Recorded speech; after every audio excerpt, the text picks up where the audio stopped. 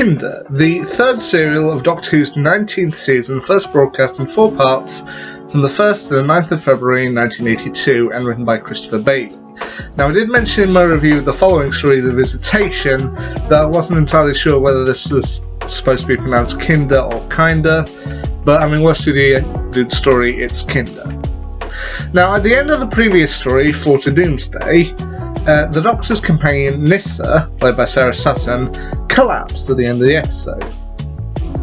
And at the start of this story, she's shown to still be a little bit shaky, proving that she loses a game of drafts against Adric, so the Doctor advises her to go inside the TARDIS and rest, and pretty much until the end of the story, Sarah Sutton's Nyssa is missing. Now, I did wonder why they did this. I mean, I did wonder if there was a reason for this. For example, in the 1960s, when actor Fraser Hines briefly caught chickenpox, they had to replace him briefly for one episode of the story The Mind Robber with another actor.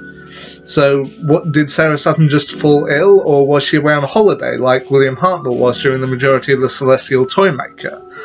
But upon looking it up, the main reason they did this was because Kinder was written at a time when they expected they were only going to have 2 companions. So when this story came around and they found out they actually had 3 companions, rather than rewrite the script, which could take days, they decided instead to simply have one of the companions be absent for the entire thing, and Nyssa in this case was the one. So Sarah Sutton got a brief break, shall we say.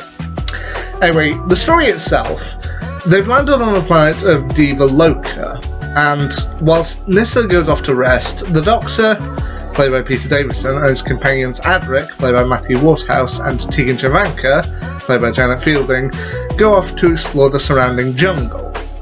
However, Tegan ends up getting separated from them, and one of the things they end up finding in the middle of the jungle seems to be a set of wind chimes, which is glass wind chimes, which honestly is a little bit odd. However, the Doctor and Adric discover a kind of big scientific dome in the middle of the jungle where they find 3 scientists. Sanders, the leader of the expedition, played by Richard Todd, Dr. Todd, played by Nerys Hughes, and Sanders' second-in-command, Hindle, played by Simon Rouse. And they've mainly come to Diva Loca to see if it might be possible for humans to colonise the planet. However, there is already an indigenous life form on planet Diva Loca that is humanoid, and that is the Kinder. And Sanders, Todd, and Hindle have captured 2 Kinder to kind of study them and learn more about them. But the kind of remaining Kinder tribe, they're mostly kind of peaceful beings. They don't talk very much, or at least a lot of them don't actually have lines. The only ones that I believe... there are only 3 Kinder in this story that actually probably speak. One is the elder of the Kinder, named Panna, played by Mary Morris. The second is kind of Panna's, not really second in command, but close kind of sister in the tribe, Karuna, played by Sarah Prince, who does come into play, and the other is Aris, played by Adrian Mills. Now, the Kinder, while they're a mostly kind of peaceful tribe, throughout the story it's revealed that there is a kind of force in the background that is ultimately let through by Tegan. She ends up falling asleep underneath these kind of glass wind chimes, and in doing so she gets kind of trapped in a dreamscape and ends up releasing a creature known as the Mara, which is kind of a snake-like being that is shown at first as a kind of tattooed snake on her wrist that eventually ends up transferring over to Aris, or whatever. And that allows Aris the power to now talk, and he launches an attack. He convinces his fellow Kinder to launch an attack on the dome. Meanwhile, in the dome, things are not going quite as well as they might be. I mean, while Sanders decides to go out once again to investigate and kind of talk with the Kinder, he ends up being given a box, which, it turns out, if you open the box, that kind of unleashes a Kinder power to kind of resettle the mind and recenter it.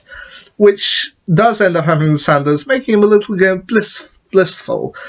However, thanks partially to the Mara and also kind of telepathic connection with the Kinder, Hindle, played by Simon Rouse, he ends up going quite mad and bureaucratic mad. I mean, for most of the story, he seems to be in that kind of bureaucratic mindset of doing everything by the book, saying it has to be done this way, it can't be done this way, it has to be this way.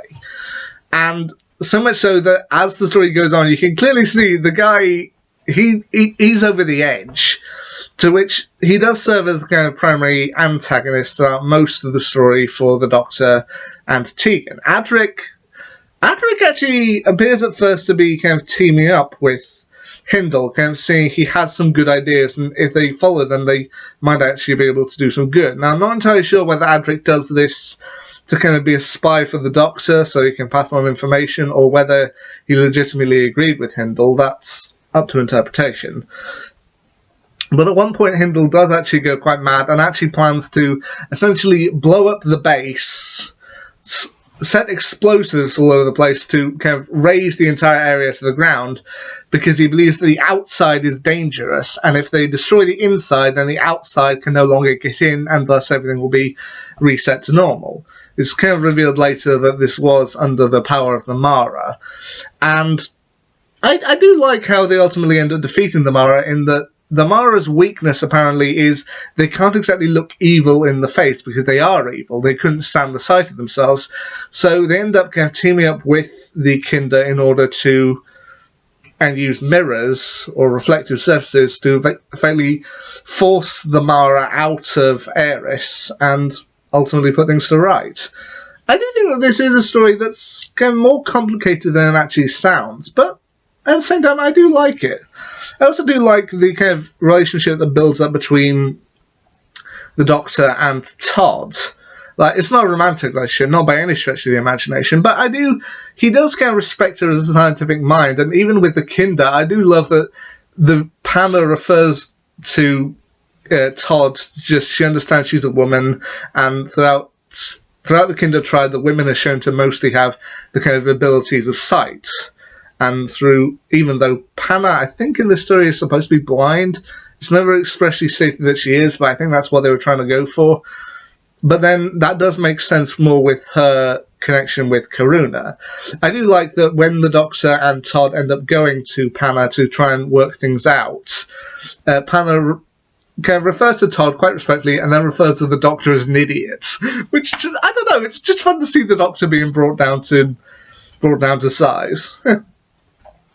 But I do like that, and also towards the end of the story, when the Doctor is speaking with Todd about the events, Todd mentions that she'll probably send a report back to their home planet saying, yeah, this planet, it's not really going to be good enough for us. Even if Sanders does possibly intend to stay there, Todd says, nah, not for me. The Doctor asks why. He said, nah, some people like the idea of paradise. For me, it's just a bit too green. As even the Doctor admits, yeah, it's probably a bit too green for me too. Now, the last character that I do actually want to talk about with this particular story is the Trickster, played by Lee Corns. Now, this character, he doesn't even have a line, and for a start, no, he's not the Trickster that Sarah Jane will end up going up against, but I do like this Trickster. Now, he doesn't even have a line, as I said, but comedy characters like this, he's basically like a Harlequin gesture. Like, he doesn't communicate via words, but more kind of facial expressions and fancy dances. And I honestly think these characters can so easily go wrong, so easily crash and burn, but they manage to do it just right. He's just kind of lively and happy enough that you do love him as a character. And as I said, he doesn't really do much, but I love him for that. Anyway, as I said, Kinder, and I meant to say this towards the start, but I guess I didn't. No, this video is not sponsored by Kinder chocolate bars. Wouldn't that be nice? No, Kinder is a story that I think you should check out for yourself.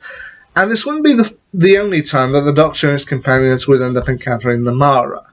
They would have another encounter with them later on. What do I think of that? Well, we'll have to wait and see. Till next time. See ya.